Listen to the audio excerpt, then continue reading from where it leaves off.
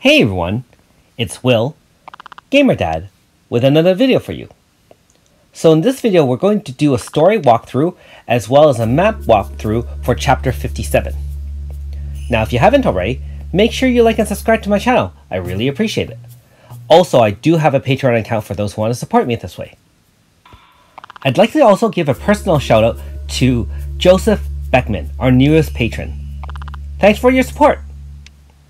Anyways, like most story walkthroughs and map walkthroughs, I'm just going to give my thoughts and a little bit of a synopsis of what I feel the chapter is about. And then later on, during the boss battle, I'll also be commenting on that as well. So firstly, we explore Hokishi Forest on our way to Gadaro, which is Cyrus's home village. Now keep in mind, he hasn't been there in over 10 years, so there's going to be a lot of things that may have changed, or some things that may have stayed the same. Now in this forest, there are new enemies and rewards. 20 of each if you want, of course, more stones, and of course defeat 100 of each to get the final reward. My recommendation, if you're not in a rush, is to at least beat 20 of each. That way you don't have to come back as often, and you'll farm some of those new materials that you'll need to craft some of the newest weapons in Eastern Region Part 2. Now, in this area, the enemies do have various weaknesses: fire, pierce, and slash. So just try to bring a mixed team like I always do for new areas. There's also new Grasta fragments for support, which you'll be able to gather from mob battles. On average, the enemies are about level 73, and the horrors are level 83. And you will need to probably VC in someone with Mariel to get increased speed, kind of like how we do it with Garrelia, in order to not get outsped by some of the faster mobs. Now keep in mind that the horror does resist wind and is weak to fire and slash. At this point, a sacred beast attacks us, but Fane changes into Geo-Angerius and defends us. Alternate is linked to Geo-Angerius, and therefore she appears as well. And she bonds with the beast, helping us to calm it. I'm sure we'll fight that later, and you'll see that at the end of this chapter, of course. Nice premonition there. One thing I will say is that it's pretty cool that they do still convert into Geo-Angerius. If only we could have Fane actually summon that, kind of like in Final Fantasy series, where remember you can do summon moves. That would be really cool if you had either an AF finisher where we can summon that, or for example, just as one of the special moves in her moveset. Anyways, once we make it through the forest, we get to Gadaro and explore. Now, apparently, Cyrus's village has talking strawmen everywhere. And so if you have played all the way till now, you recall that, especially in Antiquities, Cyrus does speak to a lot of those strawmen and kind of have an affinity towards them. And now we know why. As I said earlier on, there is new gear in the weapon shop, and the stats are the same as the Eastern Gear Part 1, but I'm guessing that they not only require different materials to upgrade and craft them, obviously, but they'll also have different upgrade benefits once I get there. So when I do finally craft them all and upgrade them, I'll definitely put up a video to show you kind of the differences between each. Also in this village, we get introduced to the Dogu, which are clay statues infused with a soul, so they are almost living. And I'm sure that will tie into content in later chapters, because if you're wandering around this area, you will actually kind of bump into these statues, and when you press on them, there aren't any exclamation marks. So you'll kind of have to press on them, and it'll just have a little statement like, oh, this Dogu is here or whatever. So I'm sure we'll have to revisit those at some point as well. So remember to just kind of interact with the environment, even though there aren't any exclamation marks, and you'll see some of the content which may be unlocked for us later. Now, in this part, we also glimpse into a little history between Lady Hamika, who watches over this land, and Cyrus and Varn. If you recall from Cyrus's personal quests, Varn is the fellow samurai who betrayed Cyrus. Too bad in the flashbacks we don't actually get to see Cyrus's face. I am curious to see what he looked like before becoming a frog. There are also new quests to earn stones and mats as well. So those orange exclamation marks will reappear, and there's one available so far in chapter 57. Also, don't forget to collect cat stamps too. Now for the forest, there seems to be two different cats, one of which I'm guessing will be similar to a Baruki village where it will show up at different times. So, if you want to leave a comment below and you know what time it shows up, then feel free to help the others out as well. Now, after we get through these scenes, we make our way through Talgana Mountain Trail and Dragon God's Swamp. Again, in each of these areas, there are new enemies and horrors, all similar levels to what I had mentioned earlier. Of note, in one of the Dragon God's areas, the swamp has enemies only vulnerable to magic in terms of weakness, and they are resistant to a lot of the weapon types except for Slash. So be aware and bring an appropriate party. For your convenience, I've also showed screenshots and a little bit of gameplay in the Dragon God's Swamp. Now there are a lot of different areas to explore. Watch for the yellow and red birds to unlock all the paths and the different treasures as well. And in, I want to say area 5 or 6, there's also a hidden path for a badge, which I did film, and you will be able to watch that if you need to. Now at the end of this chapter, we meet Altena and fight the Sacred Beast for real this time. Now feel free to check out the battle, and if you need some gameplay tips, I'll just do some short commentary over at that point as well. And after we placate the beast, the heroes theorize about some of the new mysteries they've uncovered regarding Lady Himika, a missing island, and more. I won't spoil it for you, so I'll let you kind of watch the rest of the video. Like most storyline videos, I'll stop talking now and let you watch the rest of the video in peace. Thanks for watching! We'll see you at the boss battle.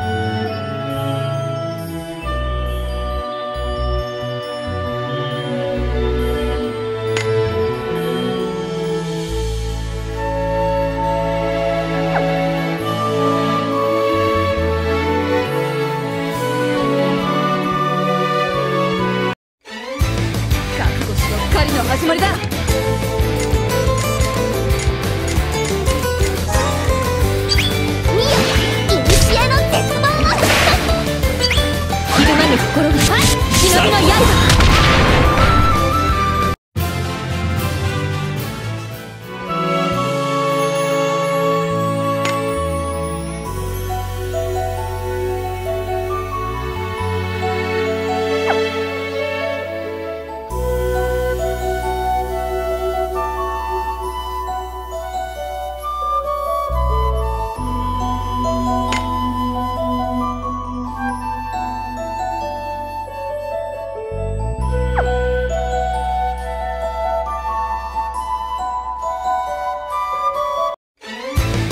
下がれ、さもなくば撃ち。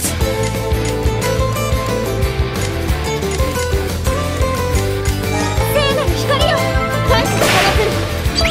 いや、いにしえの鉄馬。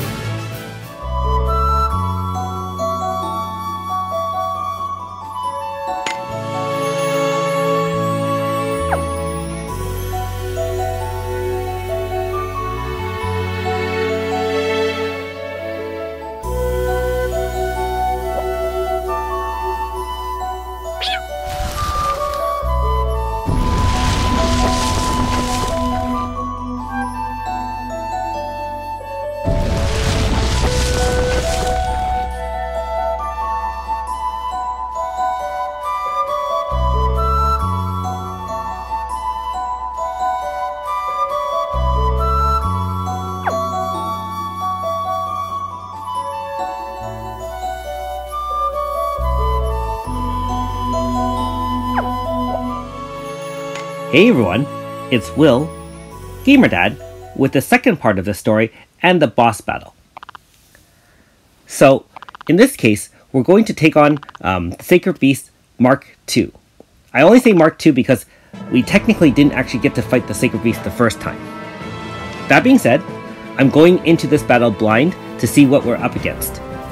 And hopefully, it'll shed some light into some of the strategies that can be used to beat some of these story bosses. Of course, these won't be as tough as the Manifest battle, so, you know, you won't be too worried if you bring a full 5-star team. That being said, I mean, it's always a good idea to have a good idea of how to take on the boss itself. Alright. So first of all, it starts off with the Wind Zone, you know, as its first move. So if you do have a Wind team, and I usually do bring Wind in part of my main party, only because I love Suzette as a main strong character, having her Wind AoE, and obviously, being that some of the enemies are weak to Slash, I did bring Azami as well. So lucky for us, we're just going to set up a turn 2 AF here and end it right there and then. First turn, I did Demonic Thrust, and obviously Heavenly Dance to boost her power and lay the 3 hit. Keep in mind that while Wind Zone is active, all wind attacks do boost the AF bar quite more significantly. And with a second turn AF, not with any strong party, we were able to defeat the boss with ease. So anyways, hopefully you can just bring a decent win team and be able to end the boss within 1 or 2 turns. Thanks for watching! We'll see you next time.